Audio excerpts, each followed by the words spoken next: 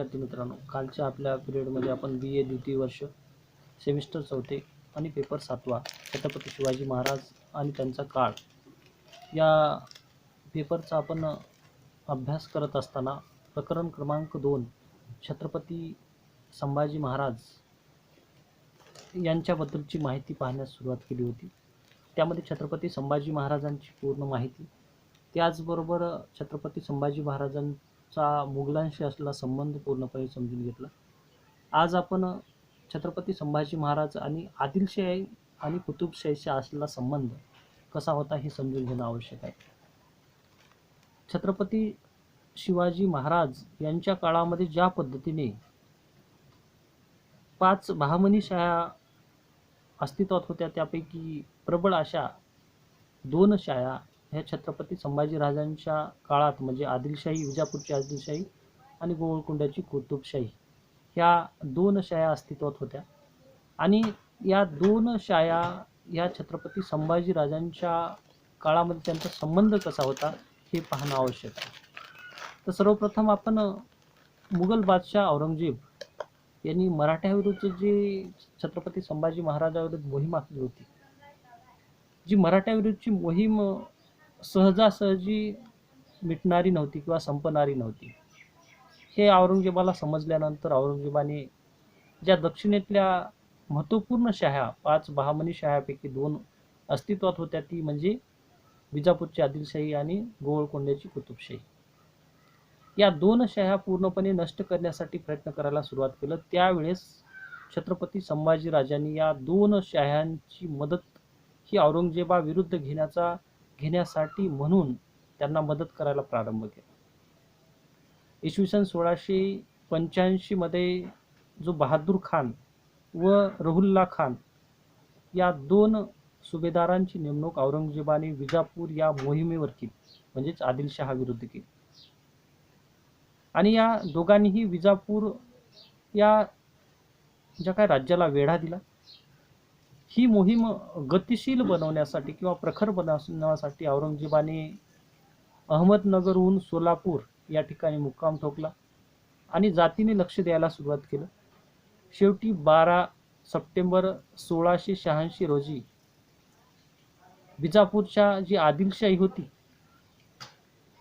त्या आदिलशाहीचा अंत झाला आणि आदिलशाही वाचवण्यासाठी छत्रपती संभाजीराजांनी आपले सैन्य पाठवून या आदिलशहाला मदत करण्यासाठी पाठवली। पण जो विजापूर भोवती जो वेढा दिला होता, या वेढ्यामुळे संभाजीराजांचं सैन्य हे आदिलशहापर्यंतच्या मदतीला पोहोचू शकलं नाही आणि संभाजीराजांनी मोगली प्रदेशात तत्कालीन स्थितीमध्ये सर्व बाजूने वेढा देण्यास प्रारंभ केला, पण त्याचा काही परिणाम झाला नाही। कारण विजापूरच्या आदिलशाही विरुद्ध जी औरंगजेबाने मोहीम आखली होती, आदिलशाहीला वाचवण्यासाठी संभाजीराजांनी तत्कालीन स्थितीमध्ये मुघलाविरुद्ध मोहीम आखली, पण शेवटी आदिलशाही ही मुघल बादशाहाने मिळवून घेतली आणि 12 सप्टेंबर 1686 मध्ये आदिलशाही पूर्ण नष्ट झाली। त्यानंतर दक्षिणेमधली दुसरी शाही होती, ती म्हणजे कुतुबशाही। इसवी सन 1685 मध्ये कुतुबशहाने मुघल बादशहाचे मांडलिकत्व स्वीकारले, कारण मुघलांचे अवाढव्य असं सैन्य आणि औरंगजेबाची जी नीती म्हणजेच राज्य हडप करण्याची नीती, औरंगजेबाला आदिलशहाप्रमाणे कुतुबशहाचे अस्तित्व पूर्णपणे मिटवायचं होतं। आणि त्यांनी जो विजापूरच्या आदिलशाही विरुद्ध जो वेढा टाकला होता, त्यानंतर विजापूरची आदिलशाही पूर्ण मिळवली। त्याच्यानंतर विजापूरचा पाडाव होताच औरंगजेब गोवळकोंड्याचा पाडाव करण्यासाठी 1686 मध्ये त्यांनी कुतुबशहाच्या जे काही साम्राज्य होतं याच्या विरुद्ध आक्रमक भूमिका घेतली। शेवटी या कुतुबशाहीला सुद्धा वाचवण्यासाठी छत्रपती संभाजीराजे यांनी आपले सैन्य पाठवून मदत करण्याचा प्रयत्न केला, पण 21 सप्टेंबर 1687 मध्ये जी कुतुबशाही, गोवळकोंड्याची कुतुबशाही होती, ती सुद्धा ही नष्ट झाली। आणि जो संभाजीराजांनी केलेला प्रयत्न, ज्या 5 बहामनी शाह्यापैकी 2 अस्तित्वात होत्या, ज्यांची मदत घेऊन मराठा सैन्य एकत्र करून मुघलाविरुद्ध लढा द्यावा अशी जी भूमिका होती ती पूर्णपणे संभाजीराजांची पूर्ण यशस्वी होऊ शकली नाही आणि शेवटी आदिलशाही व कुतुबशाही या दोनही शाया औरंगजेबाने पूर्ण संपुष्टात आणल्या आणि त्यानंतर जे मराठा म्हणजे छत्रपती संभाजी राजाविरुद्ध आक्रमक भूमिका घ्यायला सुरुवात केली. म्हणजेच 5 बहामनी शाह्यांपैकी 2 अस्तित्वात असणारी विजापूरची आदिलशाही, गोवळकोंड्याची कुतुबशाही या 2 शाह्या 1685-86च्या दरम्यानमध्ये ही पूर्णपणे नष्ट करण्याचं काम तत्कालीन स्थितीमध्ये औरंगजेबाने केलं आणि दक्षिणेमधला एक महत्त्वपूर्ण असणारा जो संबंध आदिलशाही आणि कुतुबशाहीशी मराठ्यांचा संबंध होता तोही नष्ट करण्याचं काम औरंगजेबाने केलं आणि मराठा राज्य हे एकटं पाडण्याचा प्रयत्न हे औरंगजेबाने केला. हे होतं आदिलशाही आणि कुतुबशाही यांच्याशी छत्रपती संभाजीराजे यांचा संबंध. त्यानंतर आतापर्यंत जी माहिती बघितली ती छत्रपती संभाजीराजे आणि मुघल यांच्याशी संबंध कसा होता. त्याच्यानंतर छत्रपती संभाजीराजे आणि विजापूरची आदिलशाही आणि गोवळकोंड्याची कुतुबशाही यांच्याशी असलेला संबंध तो समजून घेतला. आता आपण यानंतर या जे काही प्रकरण आहे या प्रकरणामधला शेवटचा पॉईंट तो म्हणजे छत्रपती संभाजीराजे यांचा पोर्तुगीजाशी असलेला संबंध, त्याच्यानंतर सिद्धीशी असलेला संबंध, त्यानंतर ब्रिटिश या राजसत्तेचं इंग्रजासोबतचा असलेला संबंध हे समजून घेणार आहोत. तर सर्वप्रथम छत्रपती संभाजीराजे आणि जे काही पोर्तुगीज यांच्याशी असलेला संबंध आपण समजून घेणं आवश्यक आहे. ज्या पद्धतीने छत्रपती संभाजीराजांना चा संबंध हा मुघलांशी आला, विजापूरशी आला, विजापूरची आदिलशाही, त्याच्यानंतर गोवळकोंड्याची कुतुबशाही यांच्याशी संबंध आला, त्याचबरोबर पोर्तुगीज, इंग्रज आणि सिद्धी अशा सत्तेशी छत्रपती संभाजीराजांचा संबंध आला. म्हणून ह्या प्रकरणामध्ये छत्रपती संभाजीराजे आणि ज्या काही शाया होत्या किंवा राजसत्ता होत्या यांच्याशी संबंध असलेला त्याबद्दलची माहिती पाहत आहोत. तर आपण छत्रपती संभाजीराजे आणि पोर्तुगीज यांचा संबंध पाहणार आहोत. तर सर्वप्रथम आता भारताच्या ज्या पश्चिम किनाऱ्यावर सर्वप्रथम येणारे जे काही विदेशी लोक त्यामध्ये भारतात सर्वप्रथम आलेला युरोपियन म्हणजेच पोर्तुगीज होते आणि छत्रपती शिवाजी महाराजांच्या मृत्यूनंतर ज्या काही संभाजी महाराजांची सत्ता आल्यानंतर मराठ्यांचे छत्रपती बनल्यानंतर एक बाह्य शत्रू म्हणून पोर्तुगीज सुद्धा मराठ्याविरुद्ध झाला आणि त्यात बाह्य शत्रूची भर नको म्हणून अशा स्थितीमध्ये 1680 मध्ये रामोजी नाईक ठाकूर नावाच्या वकिलाला पोर्तुगीजांशी मैत्रीपूर्ण संबंध प्रस्थापित करण्यासाठी गोव्याला पाठवलं संभाजीराजांनी. पुढे मे 1681 मध्ये संभाजी महाराज स्वतः त्या ठिकाणी गेले पोर्तुगीजांकडे आणि संभाजीराजांनी येसाजी नावाच्या आपल्या वकिलाला गोव्याचा व्हाईसराय यांच्याशी करार करण्यास पाठवले. परंतु पोर्तुगीज आणि तत्कालीन स्थितीमध्ये संभाजीराजे यांच्यामध्ये करार होऊ शकला नाही काही अडचणीमुळे आणि पोर्तुगीजांनी मराठ्यांच्या सोबतची मैत्री आवश्यक वाटत होती पण काही कारणामुळे तो नकार दिला आणि तो करार झाला नाही आणि पोर्तुगीज आणि मराठा यांची जे काही संबंध होते तसेच राहिले, घनिष्ठ संबंध निर्माण होऊ शकले. शेवटी छत्रपती संभाजीराजे आणि पोर्तुगीज यांच्यामध्ये एक प्रकरण घडलं ते म्हणजे अंजनी दीव बेट अंजदीव नावाचं बेट हे प्रकरण जे गोव्याच्या किनारपट्टी भागात अंजदीव नावाचं एक ओसाड बेट होतं आणि या बेटावर छत्रपती संभाजीराजे आरमार जे काही व्यापार करण्यासाठीचं जे आरमार तयार करण्याची त्यांची भूमिका होती आणि त्या ठिकाणी एक या बेटावर अंजदीव नावाच्या बेटावर एक किल्ला बांधून तटबंदी बांधण्याचा छत्रपती संभाजीराजांचा विचार होता. पण पोर्तुगीजांसाठी ही मराठ्यांची बाब ही धोक्याची वाटत होती म्हणून पोर्तुगीजांनी जी सागरी प्रभुसत्ता धोक्यात येणार होती, म्हणून त्यांनी तत्कालीन स्थितीमध्ये जे काही पोर्तुगीजांचे शत्रू होते ते म्हणजेच जे अरब पोर्तुगीजांचे शत्रू होते आणि मराठा या दोघांचाही आपल्या या ठिकाणी जर किल्ला झाला तर आपली सत्ता संपुष्टात येईल ही पोर्तुगीजांना ओळखलं आणि त्यांनी 5 मे 1682 मध्ये पोर्तुगीजांनी अंजदीव नावाचं बेट जे आहे ते ताब्यात घेतलं, त्या ठिकाणी किल्ला बांधला. मग अशा स्थितीमध्ये संभाजीराजांनी ही अंजदीव जे बेट होतं त्यावर लक्ष देणं सोडून दिलं, कारण त्याच बाजूला एक सिद्धी नावाचा जो प्रखर असा शत्रू होता, त्यांच्याशी आणि पोर्तुगीजाशी युद्ध करत राहणं पेक्षा जे मराठ्यांचं राज्य ते सुधारणा करणं हे त्यांनी योग्य समजलं. आणि अशा स्थितीमध्ये जे काही पोर्तुगीजांनी मराठ्यांसोबत युद्ध न करता ज्या ठिकाणी मराठ्यांनी एक पोर्तुगीजाचं जे बेट होतं अंजदीव बेटाव्यतिरिक्त बिचोली व कुडाळ नावाच्या या 2 ठिकाणी आपल्या जे काही तोफेसाठी लागणारा दारुगोळा यासाठी कारखाना निर्माण केला होता. तो कारखान्याला जाणारा माल जाऊ देण्याची परवानगी ही पोर्तुगीजांनी दिली मराठ्यांना आणि समुद्रमार्ग जे काही साधनसामग्री नेण्यासाठी मराठ्यांना परवानगी दिल्यामुळे काही काळ पोर्तुगीज आणि मराठा संबंध हे चांगल्या पद्धतीचे राहिले.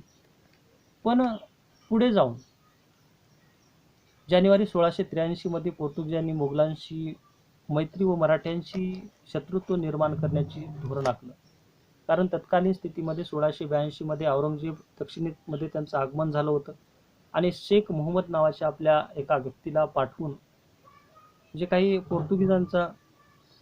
पोर्तुगीजांचा जो काही गव्हर्नर होता कोदी द आल्व्होरकडे त्यांनी पाठवलं आणि संभाजीराजा विरुद्ध तुम्ही जर मदत केलात तर त्या मोबदल्यात आपण दोघे एकत्र येऊ आणि संभाजीराजाविरुद्ध आक्रमण करू अशी औरंगजेबाची भूमिका ही पोर्तुगीजापुढे त्यांच्या वकिलाने शेख मोहम्मदने मांडली आणि ही मागणी पोर्तुगीजांनी मान्य केली.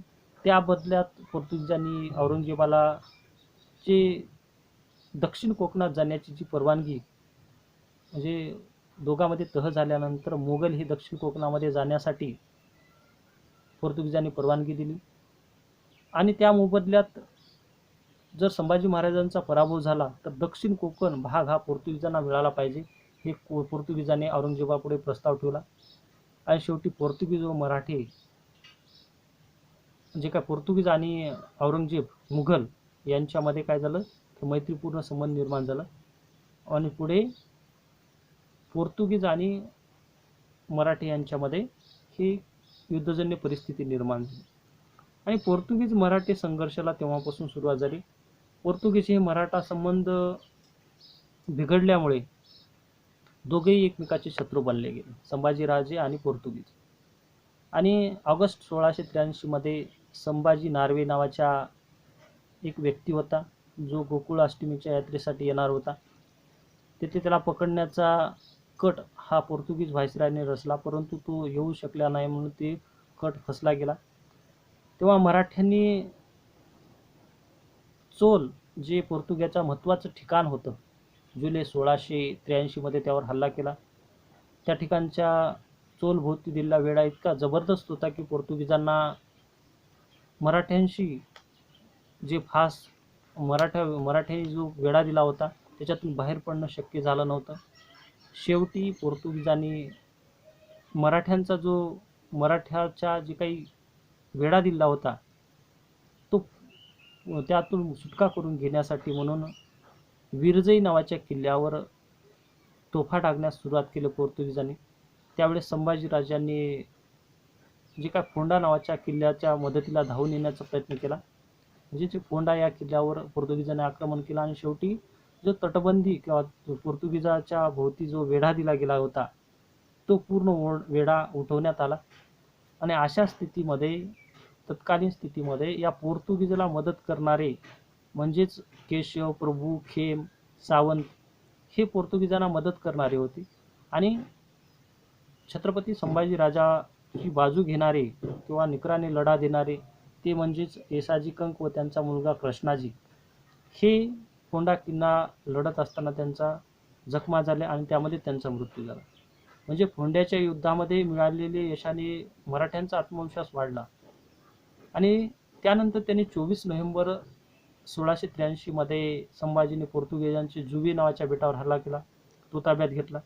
गोव्यावर आक्रमण करण्यासाठी पोर्तुगीजांच्या जे गोवा हे महत्त्वपूर्ण ठिकाण होतं, त्या ठिकाणी आक्रमण करण्यास सुरुवात केलं आणि 1683 मध्ये मराठ्यांनी पोर्तुगीजाचा जो काही बारदेश व साष्टी हे सुद्धा प्रदेश मिळून घेतला. म्हणजे ज्या पद्धतीने पोर्तुगीज यांनी मराठ्यांविरुद्ध आक्रमक भूमिका घेतली होती, मुघलांना मदत केली होती, त्याचा राग व्यक्त करत तत्कालीन स्थितीमध्ये संभाजीराजांनी त्यांना वेढा देण्याचं काम केलं आणि शेवटी पुढे जाऊन तत्कालीन स्थितीमध्ये मराठ्यांनी गोव्यावर सुद्धा स्वारी करण्याचं ठरवलं आणि अशा स्थितीमध्ये मराठ्यांनी फोंडा येथे पोर्तुगीजांचा दणदणीत पराभव केला होता, तो आत्मविश्वास वाढला होता. अशा स्थितीमध्ये पोर्तुगीज हे भयभीत झाले होते आणि ते गोवा सोडून आपल्या सर्व जनसमुदायासोबत पोर्तुगीज जे लोक होते त्यांना सर्व आपल्या कुटुंबासह बाहेर पडण्यासाठी ते निघाले होते. पण अशा स्थितीमध्ये जे पोर्तुगीज तेव्हाच बाहेर पडणार होते, पण अशा स्थितीमध्ये शहजादा शाह आलम यांनी प्रचंड फौजेनिशी पोर्तुगीजांनी दिलेली सवलत म्हणजे दक्षिण कोकणातून मुघल फौजा घेऊन मराठ्याविरुद्ध सत्ता संघर्ष करण्यासाठी शहजादा आझम म्हणजे औरंगजेबाचा पुत्र हा कोकणात निघाला.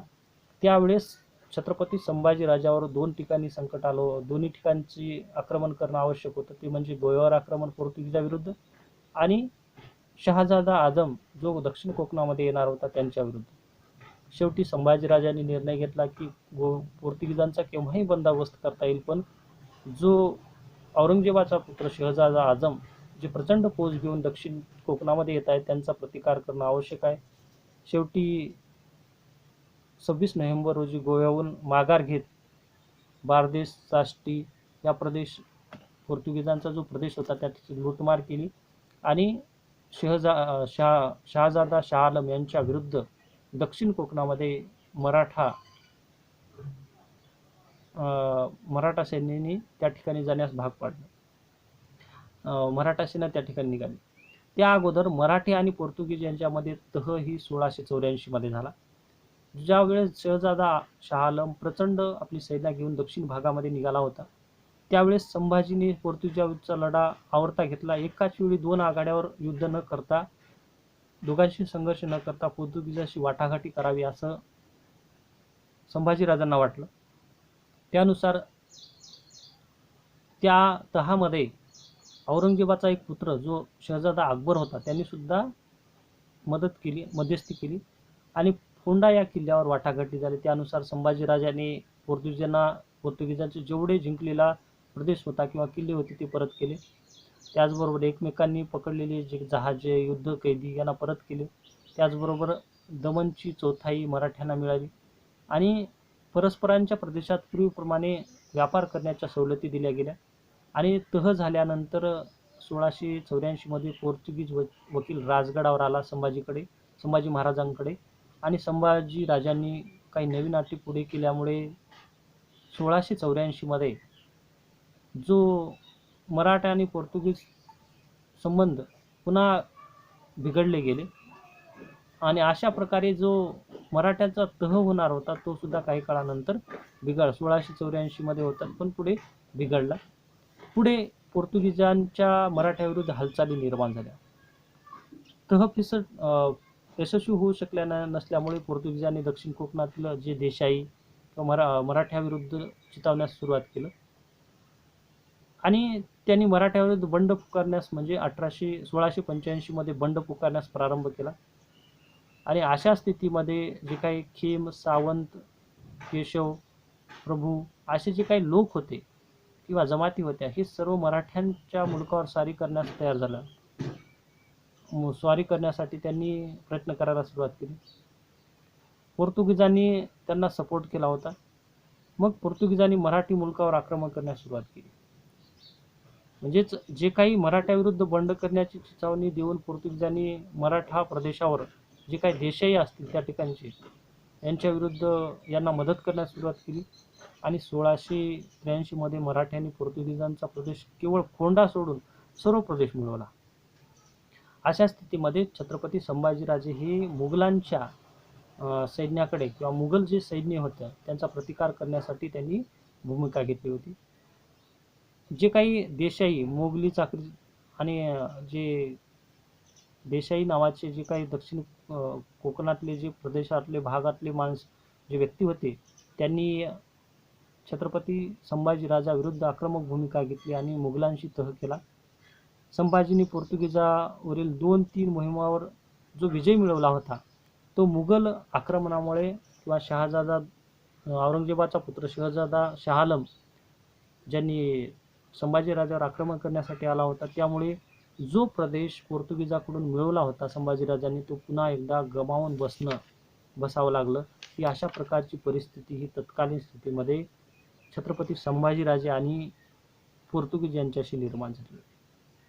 त्यानंतर आपण पाहू की छत्रपती संभाजीराजे आणि ब्रिटिश किंवा इंग्रज यांच्याशी संबंध कशा पद्धतीचा होता.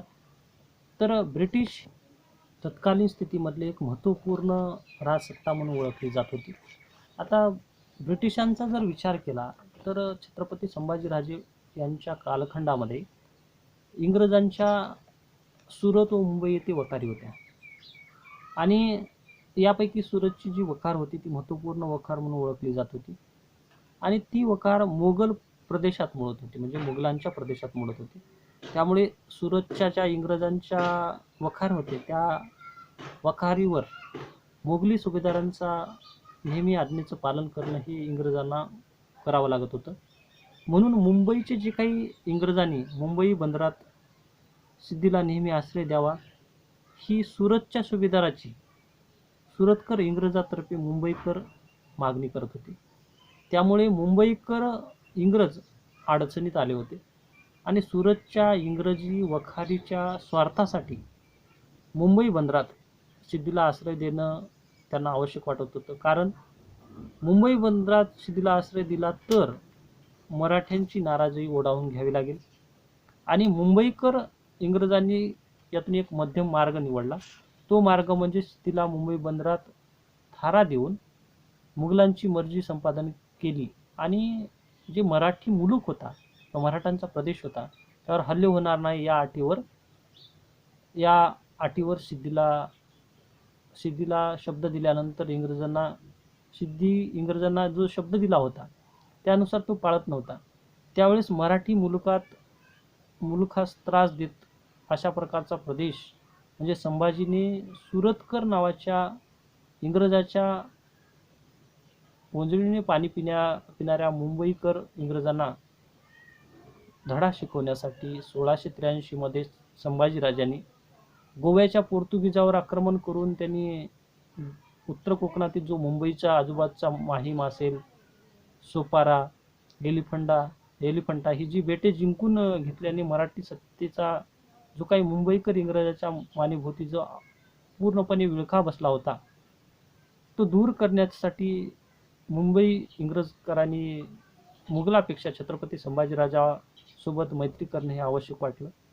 त्यासाठी म्हणून जे काही सुरतकर इंग्रजांचे वर्चस्व झुंगारून मराठ्याशी मे 1684 मध्ये मुंबईच्या बंदरात इंग्रजांनी सिद्धीला थारा देऊ नये असे ठरले गेले आणि 1684 मध्ये सिद्धी काशीम जेव्हा मुंबईजवळ आला असता तेव्हा इंग्रजांनी जे मुंबईचे इंग्रज होते त्यांनी मुंबईच्या बंदरात येण्यास येऊ दिलं नाही.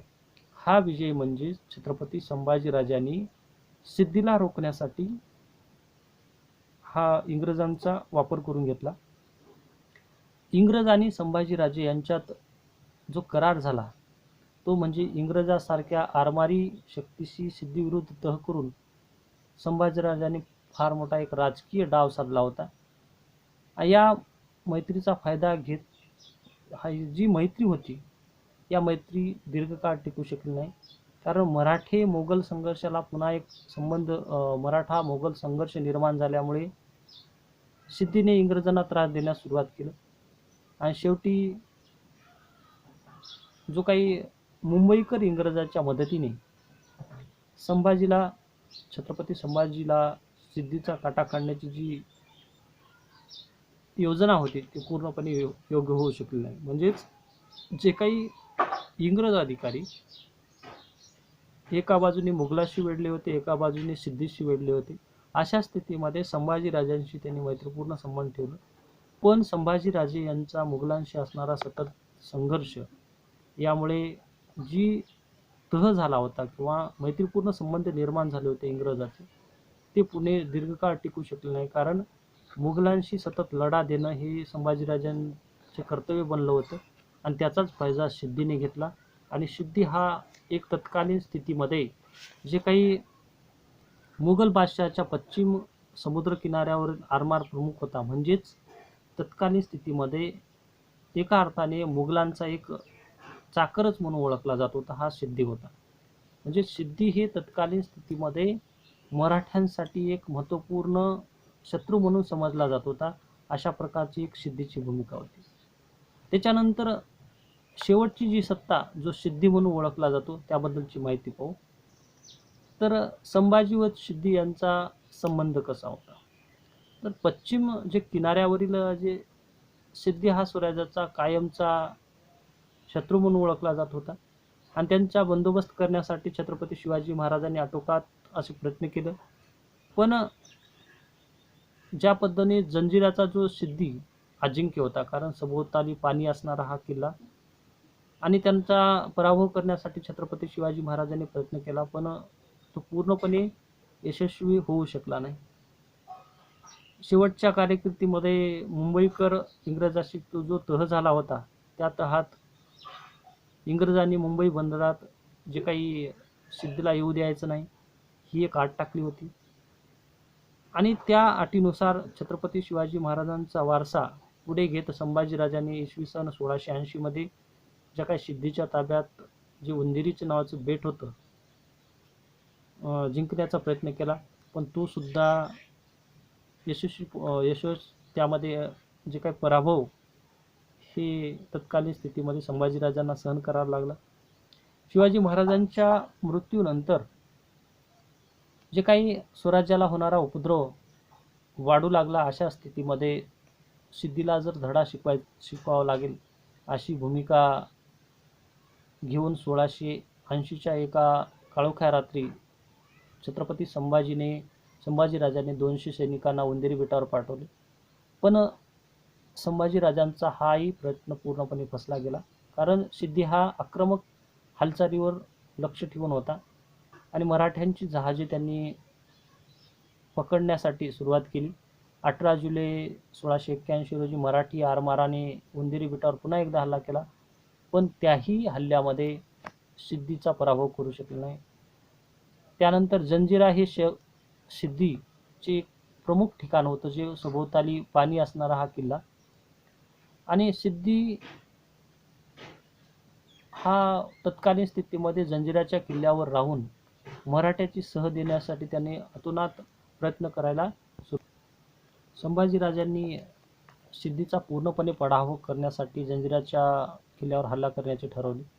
अशा स्थितीमध्ये सिद्धीच्या सैनिकांनी मराठ्यांचा आपटा आणि नागठाणा परिसरात लुटपाट करायला सुरुवात केली, जाळपोळ करायला सुरुवात केली.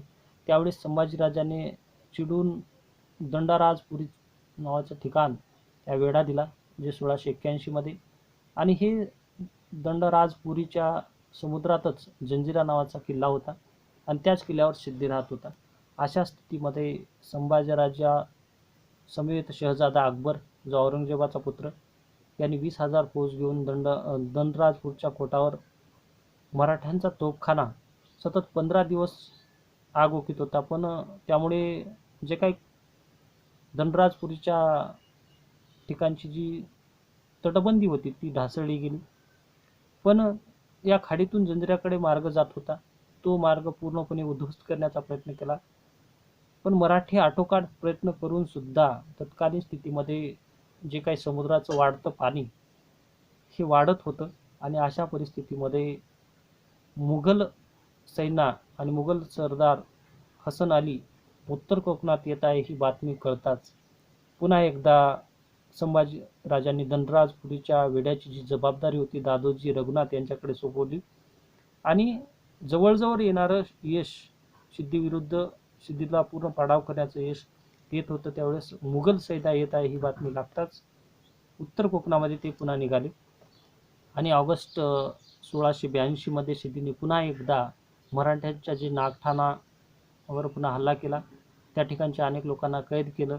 तेव्हा दौलत खान व सिद्धी मिस्त्री या मराठ्यांच्या चाकरीत होते. त्यांना जी काय आरमार देऊन संभाजीराजांनी सिद्धीवर आक्रमण करण्याची जबाबदारी केली. पण कोलगावजवळ भीषण युद्ध होऊन जो काही सिद्धी मिस्त्री मारला गेला, जो प्रमुख व्यक्ती म्हणून ओळखला जात होता सिद्धी गटाचा, त्यानंतर जंजिरा या किल्ल्याची पूर्ण जबाबदारी सिद्दी कासिम व सिद्दी खैरियत यांच्या दोघांच्या हातात आली आणि या आरमाराने मराठ्यांचा यांच्या नेतृत्वाखाली मराठा सैन्य यांचा पाडाव झाला. जी सिद्धी हा आत्मबळ असणारा एक केंद्री सत्ताधीश म्हणून ओळखला जात होता जंजिऱ्याच्या किल्ल्यावर, ज्या ठिकाणी मुंबईकर इंग्रजावरही त्यांनी बंदोबस्त ठेवण्याचं काम केलं आणि 1684 मध्ये जो काशिम नावाचा जो सिद्दी काशिम होता त्यांनी मुघल आरमाराचं प्रमुख पद सुद्धा भूषवलं होतं, नियुक्ती करण्यात आली होती. म्हणजे जंजिऱ्याची सर्व सूत्रे सिद्दी खैरी यांच्या हाती आली आणि 1686 मध्ये सिद्दी खैरीने औरंगजेबाच्या चिथावणीवरून मराठा साम्राज्याविरुद्ध म्हणजे संभाजी विरुद्ध आक्रमक भूमिका घेतली आणि मराठ्यांचे अनेक किल्ले आणि प्रदेश जिंकून घेण्यास प्रारंभ केला. त्यावेळेस जैतपूरच्या खालीत मराठ्यांनी सिद्धीचं जे आक्रमण होणार होतं किंवा होत होतं अशा आक्रमणाविरुद्ध सर्व शक्तीनिशी लढा दिला आणि छत्रपती संभाजी राजांनी सिद्धीविरुद्ध मोहीम पुन्हा एकदा आवर्ती घ्यावा लागली. कारण सिद्धी आणि संभाजी यांच्यात अनेक वेळा युद्ध झाले, पण मुघलांचं आक्रमण होत असताना मुघलांशी लढा देणं, दोन्ही बाजूकडे लक्ष देणं हे संभाजीराजांना जमलं नाही. त्यामुळे छत्रपती संभाजीराजे हे वेळोवेळी सिद्धींचा पराभव करण्याच्या अंतिम टप्प्यात आले असताना शेवटी त्यांना माघार घेणं भाग पडत होतं. त्यामुळे जे सिद्धी होता, जंजिऱ्याचा जो सिद्धी होता, त्यांच्या विरुद्ध जी मोहीम होती ती प्रत्येक वेळी अर्धवट राहिली. त्यामुळे जो सिद्धी होता याच्यावर पूर्णपणे छत्रपती संभाजीराजांना यश मिळवता आलं नाही. हे झालं जे काही सिद्धी यांच्याशी असणारा मराठ्यांचा म्हणजेच छत्रपती संभाजीराजांचा संवाद. तर याबरोबरच आपलं प्रकरण क्रमांक 2 पूर्णपणे संपलं आहे. तर उद्याच्या भागामध्ये आपण या प्रकरणावर आधारित जे प्रश्न असतील आणि उत्तरे असतील ते समजून घेणार आहोत.